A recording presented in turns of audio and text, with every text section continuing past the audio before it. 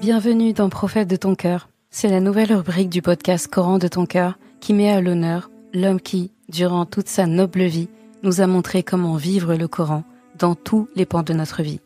Chaque lundi, au travers d'épisodes courts et concis, tu découvriras ou redécouvriras les beautés du Coran comme elles ont été mises en application dans la vie du meilleur homme qu'ait connu le monde, notre Muhammad sallallahu alayhi wa sallam. De quoi bien débuter ta semaine, comme s'il était avec toi, sallallahu alayhi wa sallam. Muhammad, khayru khalqillah, sallu ala rasulillah, habib al-Mustafa. Il y a un hadith, quand je le lis, ça me fait froid dans le dos, parce que je trouve que c'est une douce claque, et c'est quelque chose d'important à prendre en compte. C'est le hadith où Rasulullah sallallahu alayhi wa sallam dit, dans le sens, le musulman est celui dont les musulmans sont préservés du mal de sa langue et de ses mains.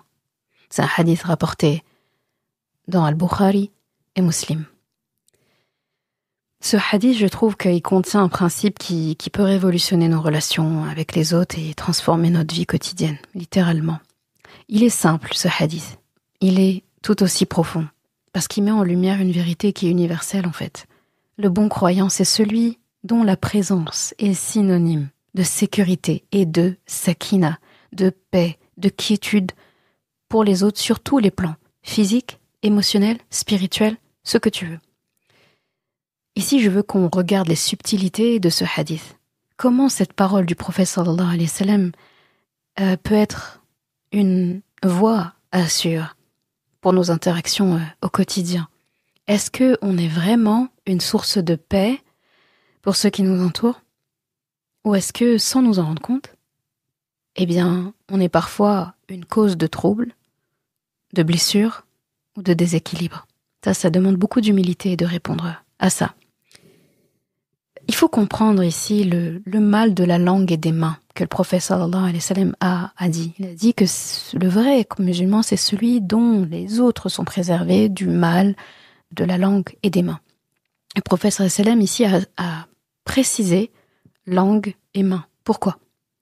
Parce que ces deux éléments, ils sont souvent à l'origine des conflits, des injustices, des blessures, toute forme de blessure. Prenons la langue déjà. Elle est puissante. C'est quelque chose qu'on muscle tous les jours parce qu'on fait que parler. Elle est puissante. Elle est capable de construire, de déconstruire. Une parole peut apaiser un cœur ou le briser. Elle peut rassembler ou elle peut diviser. La calomnie, la médisance, les moqueries, même les paroles inutiles, tout ça, c'est la langue. Et tout ça, on est d'accord que ça cause des dégâts parfois qui sont irréparables. Maintenant, les mains, elles représentent nos actions physiques, tout ce qu'on fait de physique. Parce que si nos gestes ou nos actes deviennent une source de nuisance, de problèmes, eh bien, ça veut dire qu'on manque dans notre devoir envers les autres. Mais ce hadith-là, il ne se limite pas aux aspects superficiels. Il nous invite à réfléchir plus loin.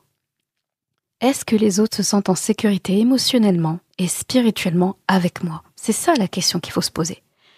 Et on peut avoir une réflexion ici sur la sécurité émotionnelle et spirituelle. Pourquoi est-ce qu'il y a besoin de cette sécurité-là? Parce que la sécurité qu'on offre aux autres, ça dépasse les gestes, ça dépasse les mots. Ça inclut leur bien-être à eux, en fait. Émotionnellement, ça veut dire être bienveillant. Éviter les critiques inutiles, n'est-ce pas? Ne pas diminuer les sentiments et les ressentis des autres. Et là, on peut se poser la question, est-ce que nos proches peuvent se confier à nous sans crainte d'être jugés, diminués, critiqués, observés bizarrement? C'est une question. Pour la sécurité spirituelle, eh bien, c'est encourager et pas décourager. C'est pas décourager. Est-ce que, et là c'est une question qu'on peut se poser aussi, est-ce que nos paroles les rapprochent d'Allah ou leur fait perdre confiance en eux, là, ça commence à être grave. Parce que parfois, à cause d'une parole et d'un geste, on peut faire perdre confiance en Allah à quelqu'un ou en lui-même. Et les deux sont liés. C'est dangereux. Moi, j'aimerais pas m'y prêter. Qu'Allah nous préserve et nous pardonne si on a été acteur de ça. Et le croyant, c'est à quelqu'un qui est une source de paix, de sérénité, de quiétude, de sakina, de salam. Le prophète sallallahu alayhi wa sallam a dit dans un hadith rapporté par l'imam Ahmed, les croyants les plus complets dans leur foi sont ceux qui ont le meilleur caractère. Tu connais certainement ce hadith. Et il est important. La langue, vraiment, je reviens sur la langue, parce que c'est un outil de construction et de déconstruction massive, ça. Vraiment. Le Coran nous le dit, quand il nous dit « Et ne poursuis pas ce dont tu n'as aucune connaissance. » L'ouïe, la vue, le cœur, tout cela en vérité sera interrogé. C'est dans Surat al-Isra, ayah 36. Cette ayah nous enseigne la responsabilité de chaque parole ici. Même si on parle de l'ouïe, la vue, le cœur, eh bien tout ça, c'est la langue qui traduit. C'est la langue qui traduit ce qu'on écoute, c'est la langue qui traduit ce qu'on voit, c'est la langue qui traduit ce qu'on ressent. Donc la langue, elle est un peu la traductrice de tout ça. On peut pas savoir ce que quelqu'un pense réellement tant qu'il n'a pas verbalisé. On peut pas rentrer dans la tête des gens. On peut pas rentrer aussi dans l'ouïe des gens. On peut pas savoir ce que quelqu'un a réellement entendu. Parce que tu peux dire quelque chose et il peut entendre autre chose. Et tu peux encore moins savoir ce que la personne elle a dans le cœur. Le seul moyen de savoir, d'y avoir accès, c'est ce qu'elle va dire. Et même dans ce qu'elle va dire, elle peut mentir, elle peut cacher des choses, elle peut aussi dire directement. Déjà, même dans ce qu'elle dit, t'as pas toutes les informations. Alors si en plus dans ce qu'elle dit, c'est compliqué, voilà, il y a une responsabilité dans ce qu'on prononce, dans ce qu'on dit, d'accord ? Chaque mot a un poids. Et le jour du jugement, le jour J, comme j'aime appeler ça, le jour J, eh bien, on va devoir rendre compte. On va rendre des comptes sur tout ce que notre langue a produit, de bien ou de mal. Il n'y a pas d'entre-deux. Une parole, c'est bien ou c'est mal. Et voilà, c'est utile ou c'est inutile. Ça a du sens ou ça n'en a pas. D'accord ? Et le prophète sallallahu alayhi wa sallam a aussi dit un hadith que tu connais, dans le sens « Quiconque croit en Allah et au jour dernier, qu'il dise du bien ou se taise. » J'aime beaucoup ce hadith. Rapporté par Bukhari et Muslim également. Il faut vraiment que tu imagines combien de conflits, combien de malentendus, combien de blessures pourraient être évitées si on appliquait ce principe dans notre vie quotidienne. Se taire ou dire du bien. Si tu n'as pas de bien à dire, chut. Dis-le dans toutes les langues que tu veux. Mik, chut, soukout, sakin. Tout. Voilà. Dans toutes les langues, il y a ce mot-là qui te laisse dire qu'il faut arrêter de parler. C'est pas aux autres qu'il faut le dire. C'est à soi. Parce que quand c'est dit aux autres, c'est mal vu. Et c'est familier, c'est impoli. À soi, c'est autorisé. Des fois, il faut se dire chut. Il faut se dire tais-toi. Il faut se le dire. Il faut se dire tais-toi. C'est important de maîtriser cet art-là. Et vraiment, c'est une question que je t'invite à te poser. Moi, je me la pose à chaque fois. Est-ce que je suis une source de paix pour les autres ? Parce que là, Rasulullah sallallahu alayhi wa sallam a dit que celui qui est croyant, c'est celui dont les gens sont préservés du mal, de la langue et des mains. Ça veut dire qu'il faut être préservé. C'est-à-dire, si on préserve les autres de ça, ça veut dire qu'on est une source d'autre chose. Et le contraire, c'est la source de paix, sakina, rahma, raha, salam, mawadda, tout ce que tu veux. On peut prendre un exemple pour réfléchir à ces questions. Et c'est en posant d'autres questions. Là, ça fait beaucoup de questions. Mais c'est comme ça qu'on apprend. C'est comme un examen. Est-ce que mes paroles construisent ou détruisent ? Est-ce que mes actes apportent de l'apaisement ou causent un inconfort ? Est-ce que les gens se sentent bien et se sentent en sécurité avec moi ou est-ce qu'ils me craignent ? C'est dur, hein ? C'est dur. Est-ce que les gens se sentent en sécurité avec moi ou est-ce qu'ils me craignent ? Et quand quelqu'un nous craint, on le sait, on le sent. Peut-être qu'on ignore, notre inconscient le sait, notre conscient il fait semblant. Mais si tu te concentres et tu te poses la question, parce que quand on se pose pas la question, on peut ne pas remarquer. Mais si tu te poses la question chaque fois que tu vois quelqu'un, fais l'exercice. La prochaine fois que tu vas croiser quelqu'un, proches ou pas. Souvent, c'est des gens proches. Essaie de te poser la question. Est-ce qu'il me craint? Est-ce que cette personne, elle me craint? Est-ce que là, au moment où elle me parle, elle est en sécurité? Ou est-ce que c'est sans en sécurité? Et tu peux poser la question aussi à ton entourage. Faut pas avoir peur. Faut aller chercher les vérités. C'est important. Et nos proches, ils n'ont pas de raison de nous mentir. Surtout si c'est toi qui viens poser la question, il faut poser la question et par contre, faut mettre les règles. C'est-à-dire que tu garantis à la personne que tu vas pas l'insulter, la critiquer, la bouder, etc. Tu viens en toute humilité, j'ai une question à te poser, ne crains pas la réponse. Ne crains pas plutôt ta réponse. Ne crains pas ma réaction. Dis, je suis dans une quête de m'améliorer. Je suis dans une quête de mieux me connaître. Et je peux pas le faire à 100% si je n'ai pas des feedbacks. Je ne marche pas avec un miroir. Je ne me vois pas quand je parle. Je ne me vois pas quand je dis. Ce n'est pas moi qui reçois les mots que je prononce. C'est toi.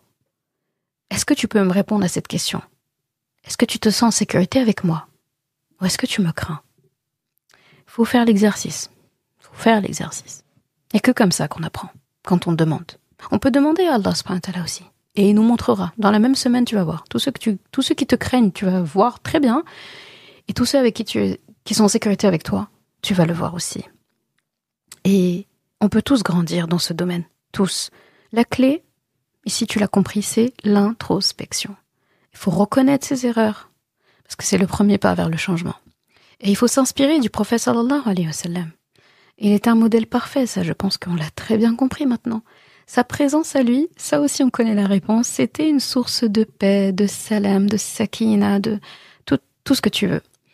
C'était une source de réconfort pour les autres, qu'ils soient croyants ou non. Parce que là, j'ai envie de te dire, faut pousser l'exercice. Là, les gens, comment ils se sentent avec toi, c'est pas que la communauté. Hein. Faut que ce soit élargi. C'est pas que la famille, c'est aussi l'extérieur. C'est pas que la communauté, c'est aussi l'humanité. D'accord? Parce qu'on est des ambassadeurs du message. Avec un grand thème. On peut pas se permettre, en fait, de ne pas être de bons modèles. Et ça me rappelle toujours, le prophète, sallallahu alayhi wa sallam, Anas ibn Malik, qui a grandi chez lui, qui était à son service, très jeune, eh bien il a dit, ce hadith que tu connais, je l'ai abordé dans un épisode, j'ai servi le prophète sallallahu alayhi wa sallam pendant 10 ans. Jamais il ne m'a demandé pour quelque chose, pourquoi tu as fait ceci, ou pourquoi tu n'as pas fait cela.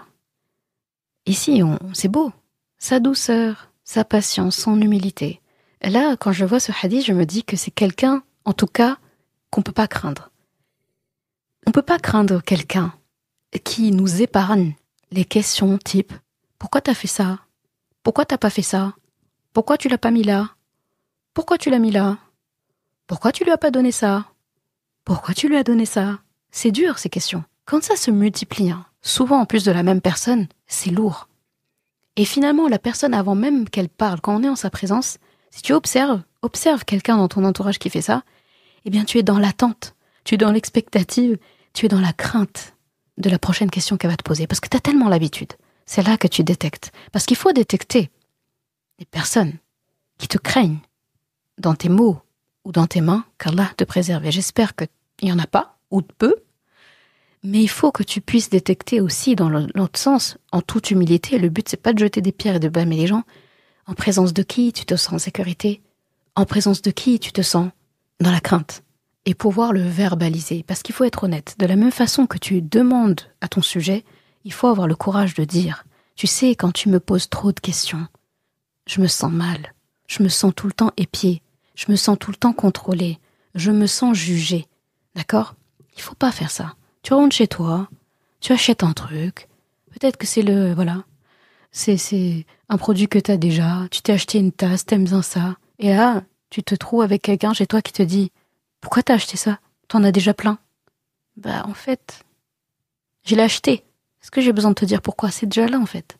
C'est-à-dire que la personne n'a même pas encore déballé son truc, qu'elle est déjà dégoûtée d'avoir fait ça. Et elle aurait souhaité arriver en l'absence de cette personne. Elle aurait souhaité, limite, elle se cache pour arriver avec... Ça, c'est pas bon, Dans les couples, je sais qu'il y en a beaucoup qui font ça. Une personne commande, l'autre dit « Mais pourquoi t'as acheté ça? Pourquoi t'as fait ça ?» Mais la personne, elle l'a fait. Tant qu'elle n'a pas utilisé ton argent, ou elle n'a pas menti, elle n'a pas volé. Pourquoi, en fait? On peut épargner les gens de nos questions incessante comme ça. Les parents avec les enfants, on fait que ça. Les époux avec les épouses, les épouses avec les époux. Faut arrêter, c'est pas bon. Et regarde, quand tu es en présence de quelqu'un qui ne fait pas ça, tu te sens en sécurité. Anas ibn Malik, ce qu'il est en train de dire ici, c'est « J'ai servi le prophète sallam pendant 10 ans, et pendant 10 ans, je me suis senti en sécurité avec lui. Parce que jamais il ne m'a montré que pourquoi ceci, pourquoi cela. » Et là, il est en train de dire que c'est dur, non, de recevoir le pourquoi ceci, pourquoi cela. Il aurait pu citer autre chose. Pendant 10 ans, Rasulullah sallam m'a dit ça. Pendant 10 ans, il m'a donné ça. Et il lui a donné plein de choses. Il lui a apporté plein de choses. Mais qu'il mentionne ça, je trouve ça très parlant, en fait. Donc, attention. Le prophète sallallahu alayhi wa sallam, sa douceur, sa patience, son humilité, parce que c'est quelqu'un d'humble qui fait ça. C'est quelqu'un de humble qui a ce comportement-là. C'est quelqu'un d'humble qui peut faire ça. Eh bien, tout ça, ça fait de lui. Ça faisait de lui. Et ça fait, parce que le fait de se remémorer les récits, les traditions du prophète sallallahu alayhi wa sallam, ça fait de lui quelqu'un de présent. Il est au présent ici. D'accord ? Donc ça fait de lui un refuge pour ceux qui l'entourent, qu'ils soient croyants ou non. Et donc, tu me diras, oui, mais depuis tout à l'heure, tu nous dis comment ne pas être une crainte pour les gens, etc. Bah comment devenir une source de paix? Comment le devenir? Bah voilà quelques pistes pour appliquer ce hadith dans notre vie. C'est des conseils, vraiment à titre personnel, c'est pas exhaustif que je donne ici. Je commencerai par dire de faire al-istighfar, demander pardon. Là aussi, je consacre un épisode sur ça, donc normalement, ça y est, tu sais ce que c'est.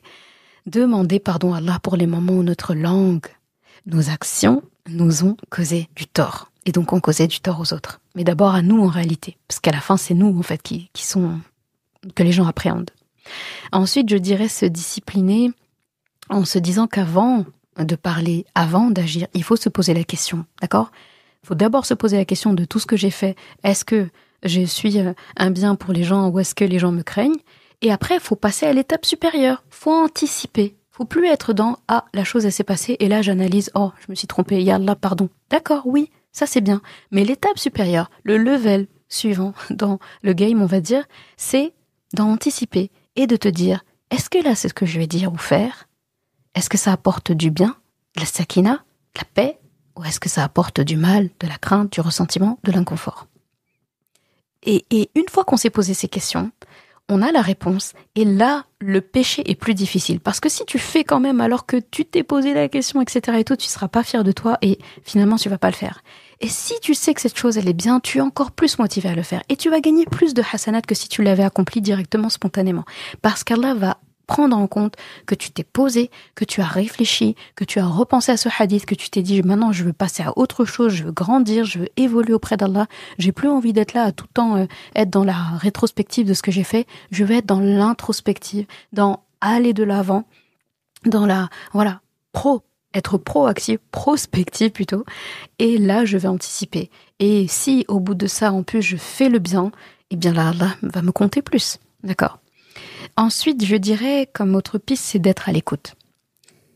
Il faut prendre le temps d'écouter les autres avec bienveillance. On a 2 oreilles, c'est pas pour rien. On a 2 oreilles, une bouche. Pourquoi on ne parle plus qu'on écoute ? C'est pas normal. Parfois, et souvent même, offrir une oreille attentive, c'est plus puissant qu'un conseil.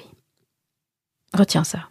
Et écouter, ça veut pas dire après rapporter à soi. Ah, moi aussi, t'écoutes. Okay ? Celui qui est tout le temps en train de rapporter à lui après avoir écouté, il ne t'a pas écouté. Parce que normalement, si t'as écouté, sauf si tu lui demandes « Et toi ? Et ton avis ? Et toi, t'aurais fait quoi ? Et toi, c'était quoi ton expérience ?» Oui. Mais quand la personne, elle vient, vous dépose le truc et finalement t'écoute et après, à la fin de l'écoute, tu dis « Oui, ça me rappelle un truc que j'ai fait, ça me rappelle ceci, cela. » Personne, en fait, ce qu'elle retient, c'est « Mais en fait, elle m'écoutait même pas. Elle m'a pas écouté. » Parce qu'elle rapporte à elle. Elle m'a pas donné de solution, elle m'a pas montré qu'elle m'a écouté, elle m'a pas soutenue. Elle fait que parler d'elle. Elle ne m'a pas écouté. Donc, je parle d'écoute attentive. Ensuite, je dirais, comme le hadith, apprendre à se taire. Le silence, parfois, c'est la meilleure réponse. Voilà. Et se taire, c'est parler aussi en même temps. C'est écouter. C'est dire, en fait, je te laisse la place. Ça peut être aussi sourire. Ça peut être neutre. Ça peut être prendre dans les bras. Se taire, ça donne beaucoup d'autres possibilités. Je trouve que c'est plus éloquent parfois que de parler. Et enfin, last but not least, je dirais multiplier les doigts. les invocations. Il faut bien qu'elles interviennent quelque part. Il faut invoquer Allah pour qu'il purifie nos cœurs, nos langues, nos actions. C'est la voie la plus rapide pour évoluer, vraiment. Il faut demander à Allah, il faut mettre les causes, il faut mettre les chances de notre côté. En demandant à Allah, c'est un plus. C'est les notes en plus que tu as dans un examen. Tu vois, c'est le plus 10, plus 5, etc. sur 20, etc. Donc c'est très important d'avoir Allah de notre côté et ça passe par l'invoquer, l'appeler, lui demander. Donc, je conclurai en disant que ce hadith est vraiment une invitation à devenir une source de nour, de lumière pour les autres. D'accord, de paix.